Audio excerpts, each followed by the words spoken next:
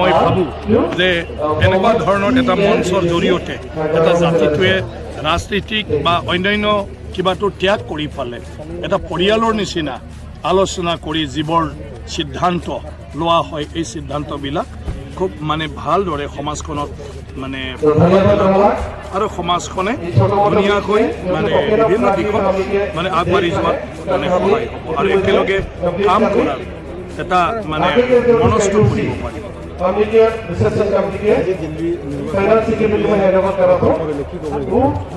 নিৰ্বাচন মানে কি কয় ৰাইজেই ৰজা, ৰাইজে যেতিয়া যাক প্ৰয়োজন বুলি ভাবে তাক মানে ভোট দিয়ে আৰু ৰাইজে যেতিয়া কাক বা নিজৰ মানে মনে বিচৰা ধৰণৰ বা প্ৰতিশ্ৰুতি মতে কাম কৰা নাই বুলি ভাবে তেওঁলোকক মানে তেওঁলোকে মানে এৰি চলে আৰু সেইটোৱে সময়ে সময়ে আমাৰ নিৰ্বাচনত পৰিব।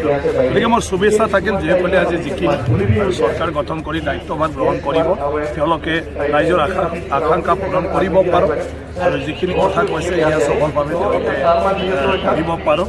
এইটোৱে মোৰ মানে আমাৰ ইয়াৰ পৰাই মই শুভেচ্ছা মই জ্ঞাপন কৰিছোঁ আৰু দিল্লীবাসী ৰাইজলৈও মই নতুন চৰকাৰে তেওঁলোকৰ আশা আকাংক্ষা পূৰণ চৰকাৰে অলৰেডি ব্যৱস্থা কৰি আছে।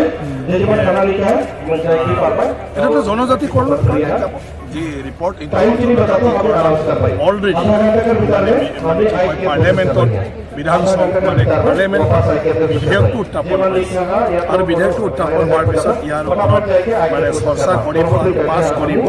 কিন্তু ইয়াৰ আগতে ৰাজ্য চৰকাৰৰ পৰা মানে বৰ্তমান জনজাতিসকলক কোনো ক্ষতি নোহোৱাকৈ তেওঁলোকৰ যিখিনি মানে ৰক্ষণাবেক্ষণ আছে সুযোগ সুবিধা আছে এইটো বাহাল থাকিব আৰু নতুনখিনিৰ কাৰণে এই নতুন মানে যি 6টা জনগোষ্ঠী আছে তেওঁলোকৰ সুৰক্ষাৰ পৰা আৰম্ভ কৰি তেওঁলোকৰ অধিকাৰ কেনেকৈ সাব্যস্ত কৰিব বিভিন্ন সুযোগ সুবিধা কেনেকুৱা ধৰণৰ মানে তেওঁলোকক মানে আপোনাৰ প্ৰদান কৰিব এই বিষয়ত এটা মডেলিটি এটা ঠিক কৰি পঠাব লাগে আৰু সেইটো পঠোৱাৰ পিছত পাৰ্লিয়ামেণ্টত এই বিষয়ত চৰ্চা চলিব। গতিকে আমাৰ মানে অসম চৰকাৰে এই বিষয়ত চবৰ লগত কনচাল্ট কৰি কামটো কৰি আছে। গতিকে পঠাবই মুখ্যমন্ত্ৰী ডাঙৰীয়াই সদায় বিধানসভাটো কৈ আহি আছে যে সেইটো ফাইনেল হ'লে সেইটো মানে পঠাই দিয়া হ'ব আৰু পঠোৱাৰ পিছতে এইটো সংসদৰ মজিয়াত চৰকাৰে মানে বিল পাছ কৰাৰ কাৰণে ব্যৱস্থা নাই। মই এইটো অধ্যক্ষ মই ৰাজনৈতিক চৰ্চাত মানে কি কয় ভাগ ল'ব নাপায় আৰু সেইটো হ'ল এটা আপোনাৰ মানে কি কয় ৰাজনীতিক ব্যক্তি বা ৰাজনীতিক দলবিলাকে সদায় মানে নিজৰ শক্তি মানে বঢ়াবৰ কাৰণে চেষ্টা কৰি থাকে কাৰণ কামটোৱেই সেইটো। গতিকে সেই হিচাপে ৰাজনীতিক দলৰ কিছুমান ব্যক্তিও তেওঁলোকে নিজে যিটো উদ্দেশ্যত ৰাজনীতি ফিল্ডখনলৈ আহিছে য'ত থাকিলে তেওঁ ৰাইজৰ সেৱা কৰাৰ সুবিধা আছে বুলি ভাবে বা তেওঁৰ মনে ভবাৰ নিচিনা মানে কামটো সেই দলে কৰিব পাৰিব বুলি ভাবে তেনেকুৱা দলবিলাকত যোগদান কৰাটো নতুন নহয়, তেনেকুৱা চলি থাকে। এতিয়া BTCৰ নিৰ্বাচন যিহেতু সমাগত বেছি দিন নাই গতিকে সেইটোলৈ BTCৰ সেইটো চলি থাকিব। নাই সেই কথাবিলাকতো এতিয়া নাহে। সেইটো দল যেতিয়া BTC নিৰ্বাচন হোৱাৰ পিছত ৰাইজে কাক বিচাৰে ৰাইজে কাক গতিকে চব পাৰ্টি এটাত নামি পৰিব। গতিকে মইতো এতিয়া অধ্যক্ষ গতিকে এইবোৰতো মানে মই অধ্যক্ষ হৈ থকাত মইতো কেম্পেইনো কৰিব নোৱাৰিম নিজৰ ষ্টাইলত আৰু আদিবাসীৰ সেই ষ্টাইলটো ভালেই ষ্টাইলটো যদি থাকিব পাৰে নহয় জানো ট্ৰেডিশ্যনেল এইটো ট্ৰেডিশ্যনেল পৰম্পৰা ষ্টাইলত চলিব 3 দিনটো চব বাহিৰা বাদ দি ফালে। গতিকে এই মুহূৰ্তটো চবতকৈ ভাল মুহূৰ্ত। গতিকে তাত আপোনালোকৰ লগত একেলগে অলপ সময় হ'লেও থাকিব পোৱাটো এটা সৌভাগ্যৰ কথা বুলি মই ভাবোঁ কাৰণ বিভিন্ন অভিজ্ঞতা আমি ইয়াত আমাৰ মাজত যিবোৰ ভিউ এক্সচেঞ্জ হ'ব সেইটোৰ পৰা আমি বহুখিনি কথা জানিব পাৰিম আমাৰ ইণ্টাৰেকশ্যনৰ মাজেদি। আদিবাসী ইয়াৰ এটা চবতকৈ ডাঙৰ মঞ্চ আৰু সুন্দৰ এটা মঞ্চ যিটো মঞ্চত সকলো কথা বাহিৰতে পৰি আহি পালে সকলো দল সংগঠনৰ ইভেন ৰাজনীতিক ব্যক্তিবিলাকো জাতিৰ নামত ইয়াত একত্ৰিত হয় আৰু চব বাহিৰা কথা বাদ দি আমি অকল জাতিৰ বিষয়ে ইয়াত চৰ্চা কৰোঁ, জাতিৰ কথাটোৱে আমি চিন্তা কৰোঁ আৰু জাতিটো ভৱিষ্যতত আমি কেনেকৈ আগুৱাই লৈ যাম সেইবোৰ বিষয়ৰ ওপৰতে চৰ্চা কৰি বিভিন্ন সিদ্ধান্ত লৈ আমি কাম কৰি যাওঁ। মানৱ জীৱনটোত সেয়াই আটাইতকৈ দৰকাৰ। গতিকে সেই হিচাপে আদিবাসী সমাজৰ মাজত এই মহাসভাখনে যথেষ্ট এটা পৰিৱৰ্তন আজি আনি দিছে আৰু বিভিন্ন বিষয়ত আজি এটাৰ পিছত এটা কয় কিছুমান কামবিলাক নিজৰ জাতিৰ মাজত কৰি যাবলৈ সক্ষম হৈছে। গতিকে যিহেতু সংগ্ৰামৰ মাজেদি অহা জাতি যিমানে যিয়ে নহওক কেলে মূল সমস্যা যেতিয়ালৈকে সমাধান নহয় তেতিয়ালৈকে কোনো কামটোৱে আদিবাসীটো হয়ে মই কৈ থাকোঁ আদিবাসীয়ে হয়, জনজাতিয়ে হয়, ট্ৰাইবেলে হয়।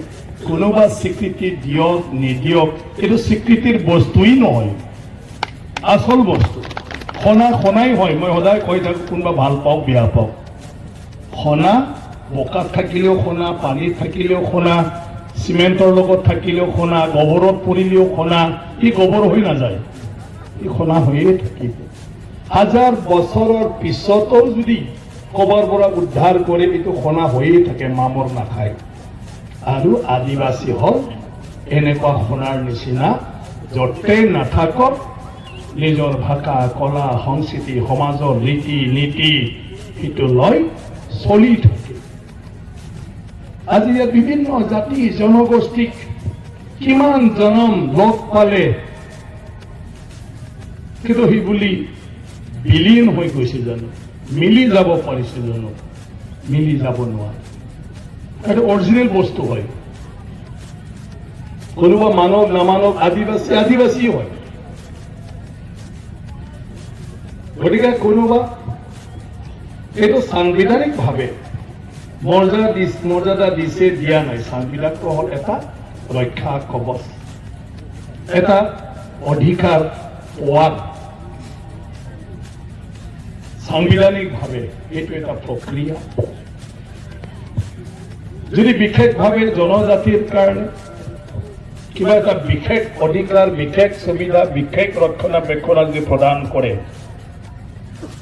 সেয়া দৰকাৰ। যিহেতু আমাৰ দেশখন স্বাধীনতা হোৱাৰ পিছত আমাৰ সমাজ ব্যৱস্থাৰ দ্বাৰা নহয়, আইনৰ মাধ্যমেদিহে চলিছে। আৰু আইনৰ মাধ্যমত সেইকাৰণে আমাৰ সমাজবিলাকৰ গোটেইটো আমাৰ যিবোৰ অৱস্থা এই অৱস্থাক লৈ ফালে সমান্তৰালভাৱে আমাৰ চৰকাৰে এটা জাতি বা জনগোষ্ঠীক সুবিধা প্ৰদান কৰি দি যাব পৰা। এটা সিটোৰ ক্ষেত্ৰত তথাপিও আমাৰ আদিবাসী ছাত্ৰ সন্থাৰ পৰা আৰম্ভ কৰি বিভিন্ন সংগঠন, তাক নেতৃত্ব দিয়া ব্যক্তিসকল, আজি বৰ্তমান প্ৰদীপনাথ ডাঙৰীয়া যেনেকুৱাকৈ কেতিয়াবা খুব এগ্ৰেছিভভাৱেও লাগি আছে। আৰু সেইটোৰ কাৰণে আহি এটা পৰ্যায়লৈকে এই বিষয়টো এটা সম্পূৰ্ণ ৰূপ দিয়াৰ এই অৱস্থালৈ আহি পাইছে। আজি পাৰ্লিয়ামেণ্টত আদিবাসীক জনজাতিকৰণ কৰাৰ কাৰণে বিল ইন্ট্ৰডিউচ কৰিলে। কিন্তু ইন্ট্ৰডিউচ কৰাৰ পিছত এটা নিৰ্দেশ জাৰি কৰিলে যে আদিবাসীৰ লগতে বাকী 5 জনগোষ্ঠী যে সেইখিনি জনজাতি কৰাৰ ক্ষেত্ৰত ইয়াৰ বিভিন্ন সুবিধাৰ লগতে ইয়াৰ যিটো প্ৰটেকশ্যন, ইয়াৰ ব্যৱস্থাটো কেনেকুৱা হ'ব এইটো ৰাজ্য চৰকাৰে ঠিক কৰি দিব লাগে। যে নতুনকৈ জনজাতিয়ান কৰিব বিচাৰিছে সেইখিনি বিভিন্ন দলৰ সংগঠনৰ লগত আলাপ আলোচনা কৰিলে। বাকী বৰ্তমানৰ চলি থকা কি কয় অলৰেডি স্বীকৃতিপ্ৰাপ্ত জনজাতিসকলৰ লগত তেওঁলোকৰ লগত আলোচনা কৰিলে যে আপোনালোকৰ প্ৰটেকশ্যন বুলি ক'লে আপোনালোকে কি ধৰণৰ বিচাৰে। গতিকে সেইটো লৈ ফালে অলমষ্ট কনচালটেশ্যনটো মই ভাবোঁ প্ৰায় সমাপ্ত হ'ব। কনচালটেশ্যন বিভিন্ন জাতিৰ মানে নেতৃত্ব দিয়া ব্যক্তিসকলৰ লগত কনচাল্ট কৰা এতিয়া এটা পৰ্যায় আহি পাইছেগৈ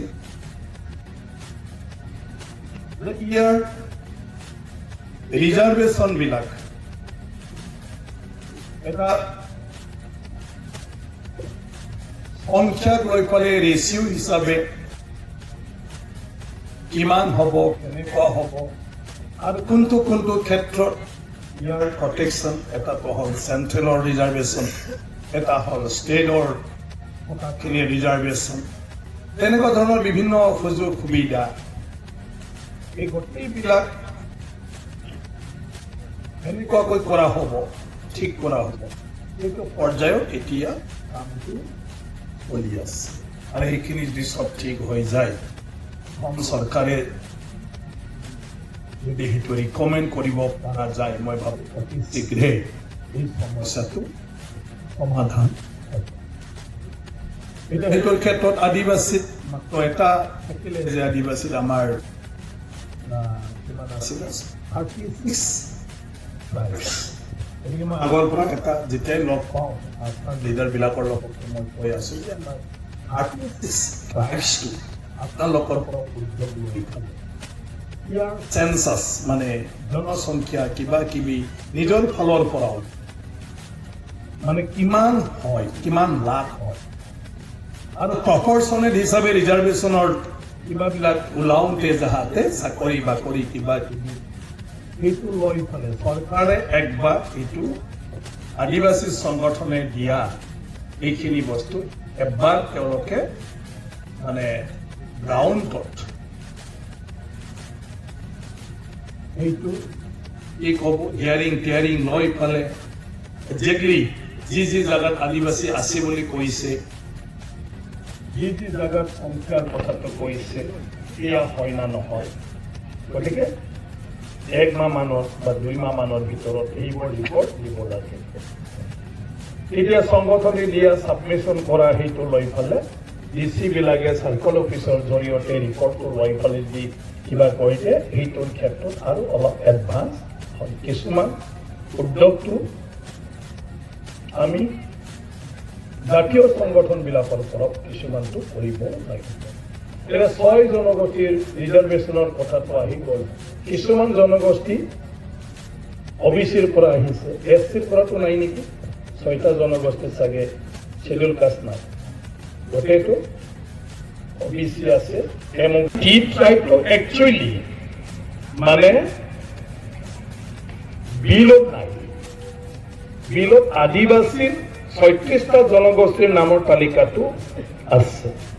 তাৰপিছত কোচ ৰাজবংশী আছে, তাৰপিছত আপোনাৰ আহোম আছে, ঠাই আহোম, মৰাণ আছে, মটক আছে আৰু আদিবাসীৰ ক্ষেত্ৰত যিখিনি তালিকা আছে সেই তালিকাটো ভাৰতৰ সংবিধানৰ স্বীকৃতিপ্ৰাপ্ত যিখিনি আদিবাসী ট্ৰাইবছ আছে সেইটোৱেই আছে, তাৰ বাদে বাকী বেলেগ নাই। হয় তাৰ নামটো উল্লেখ কৰাৰ ক্ষেত্ৰত টি ট্ৰাইবছ ব্ৰেকেটত আদিবাসী না কি কিবা তেনেকুৱা একজেক্টলি মনত নাই। মততে অলপমান এইটো খেলি মেলি আছে। মই ভাবোঁ বৰ্তমানৰ বিলৰ ক্ষেত্ৰত কোনো অসুবিধা নাই, এমেণ্ডমেণ্টত কাৰেকশ্যনো কৰিব পাৰে বিলত যদিও আছে, কাৰণ এই বিলখনত স্পেচিফিকভাৱে ট্ৰাইবছৰ নাম আছে। স্পেচিফিকভাৱে মানে ট্ৰাইবছ 36টা জাতিৰ নামটো আছে তাৰমানে, বৰ্তমান মুখস্থ নাই সেইটোৰ। গতিকে আপোনালোকে অলপমান সেইখিনি চাই পালে যদি 36টাই হয় এয়া যদি আদিবাসীৰ হয় গতিকে স্পেচিফিক আপোনালোকে কি ধৰণৰ নামাকৰণটো বিচাৰে এইটো ঠিক কৰিলে মানে হৈ যাব যেনেকৈ মিজোৰ ট্ৰাইবছ বুলি কৈ পালে মিজোৰ এটা তালিকা থাকে আমাৰ 1950 চিডিউল ট্ৰাইবছ অৰ্ডাৰত জনজাতিৰ ক্ষেত্ৰত যেনেকৈ আদিবাসী বুলি ক'লে আপোনাৰ ঝাৰখণ্ড উৰিষ্যা তাত এটা তালিকা থাকে সেইটো লয় তাৰপিছত আমাৰ যদি নাগা ট্ৰাইবছ বুলি কয় তেতিয়া নাগা ট্ৰাইবছতো আপোনাৰ 16টা না 18টা তেনেকুৱা ট্ৰাইবছৰ লিষ্ট থাকিব কুকি ট্ৰাইবছ বুলি ক'লে কুকি ট্ৰাইবছৰ ভিতৰতো আপোনাৰ কুকিবিলাকৰ মাজত কুকি ঝমি এনেকুৱা ধৰণৰ মাৰ এই গোটেইবিলাক বেলেগ ঠাইতে বাইতে বাইফে কম এই যে মেৰি কমহঁতৰ তেনেকুৱা বহুতটা এটা ট্ৰাইবছ তালিকা আছে তেওঁলোকৰ 9টা না 10টা তেনেকুৱা কুকি ট্ৰাইবছ ঠিক আদিবাসী বুলি কোৱাৰ লগে লগে 36টা ট্ৰাইবছ আৰু এইটো হ'ল সংবিধানিকভাৱে স্বীকৃতিপ্ৰাপ্ত মাত্ৰ অসমখনহে বাদ কি জানিব ত্ৰিপুৰাও অলৰেডি আদিবাসী জনজাতি আছে মাত্ৰ অসমটো বাদ কিন্তু সংবিধানত এই জাতিখিনিয়ে জনজাতি গতিকে গতিকে এৰিয়া হিচাপেহে যিহেতু আমাৰ সংবিধানত জনজাতিৰ ক্ষেত্ৰত ৰাজ্য চৰকাৰৰ সিদ্ধান্তটোহে মানে ফাইনেল সিদ্ধান্ত হ'ব মানে ৰাজ্য চৰকাৰৰ পৰা কিবাটো লাগিব সেইটো গতিকে ইয়াৰ প্ৰেজেণ্ট ষ্টেটাছটো কি বুলি ক'লে মই জানাত এইটোৱে যে 6 জনগোষ্ঠীৰ ক্ষেত্ৰত বিভিন্ন সুযোগ সুবিধা আৰু তাক প্ৰটেকশ্যন কৰাৰ কিছুমান আইনগতভাৱে কণ্ডিশ্যন থাকিব নৰ্মছ দিব এইখিনি তৈয়াৰ কৰাৰ মানে এই 6 জনগোষ্ঠীৰ অসমৰ ক্ষেত্ৰত আৰু স্পেচিফিকভাৱে ৰিজাৰ্ভেশ্যন কিমান হ'ব কোনটোত কি হ'ব এইটো লৈ পেলাই এইখিনি কৰি নিও কামখিনি আছে গতিকে সেইখিনি টাইম টু টাইম আমাৰ আশাৰ তৰফৰ পৰাও বহি আছে তাৰপিছত চাৰ্টিফাইড কৰা জাতিটো কোনে চাৰ্টিফিকেট দিব ইয়াৰ এটা ইছ্যুটো চলি আছে মুখ্যমন্ত্ৰী ডাঙৰীয়ে কৈ আছে এইটো হৈছেই বুলি কৈ আছে প্ৰায় হৈছেই কিন্তু এতিয়ালৈকে নটিফিকেশ্যনটো ওলোৱা নাই নেকি এইটো এটা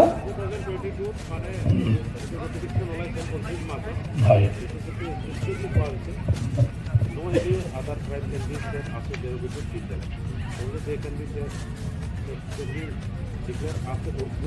এই বিষয়টো আপোনালোকে কিবা কৰক এবাৰ আজি মহাসভা আশাৰ নেতৃত্বতে সব দল সংগঠনৰ এজন বা দুজন প্ৰতিনিধি হৈ পেলে মুখ্যমন্ত্ৰীক এবাৰ এইটো আদিবাসী হিচাপে আপোনালোকে যিটো কথা